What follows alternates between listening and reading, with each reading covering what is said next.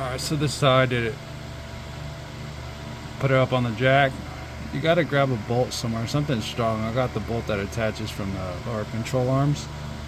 And then you can put your jacks on out from the jack points. Make it all nice and level. Left the jacks under there just for, you know, safety. This is what I got out of the trans. Little, dang, a little over 2 liters. It's not bad. So what you do is you gotta take that bad boy out, and then behind it is just a little straw. You can put the same size X wrench in there and just pretty much by hand it comes out really easy. So now what I'm gonna do is I'm gonna change the filter. So I'm gonna be, well, I already busted all these, broke them all loose pretty much just with wrist force, hand force, you know, just with pretty much your wrist. You don't even have to put 2 hands on it, they break loose. So now what I'm going to do is go around with my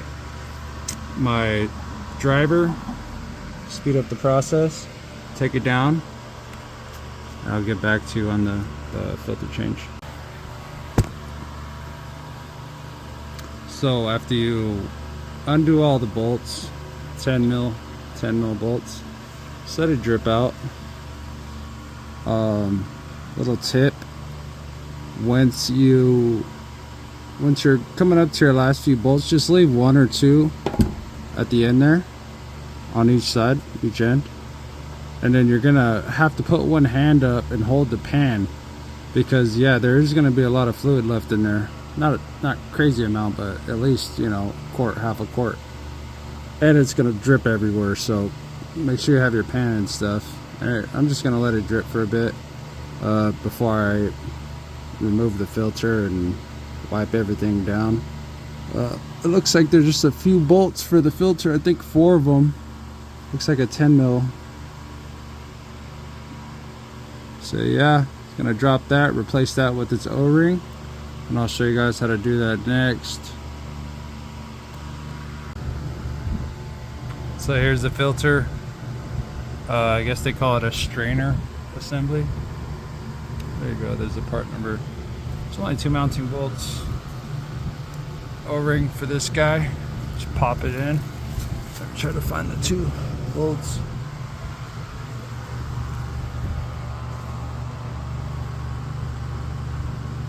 So looks like it's gonna be this guy and that guy. I'll let you know how it goes.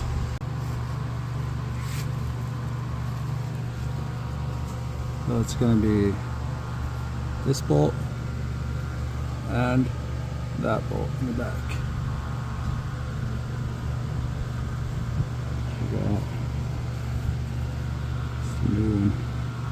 Just an idea there. Cat a corner. Alright, so here's the O-ring. You're going to want to put a little bit of ATF around that, slip it over, boom, pop it in, and then you'll find the two holes for the bolts. Pretty easy, pops in fairly easy. Just make sure you lubricate the O-ring. Slip it right over this first, pop it in. I already got the pan on, so I'll show you guys how I did it. Couldn't get all the filming of it, you know, being removed. So with one hand you're gonna hold it, the other you're gonna have the gasket already set. It only goes on one way, so have the gasket set, and then have 1 bolt in on this side and 1 bolt in on this side, and you got to kind of find the holes. It's a little bit tricky, but it's possible. Make sure you have everything clean before you put it on. Should be smooth to touch. You don't want anything to catch up, cause a leak. So when you get the pan on, start in the middle. So tie it down by hand and then work your way out. Tie them down by hand little by little, make sure they're all the way threaded down, and then you start tightening one at a time. Tighten until until it stops, so you feel some resistance, and keep doing that until you feel that the gasket has set already. You'll know that by it's gonna have some more resistance, so you just want to use your wrist. You don't want too much, just use your wrist, tighten it up, and you're gonna feel it. You're gonna feel it get tight, and don't go past that. If you're just tightening with one hand on the wrench, that's all you need.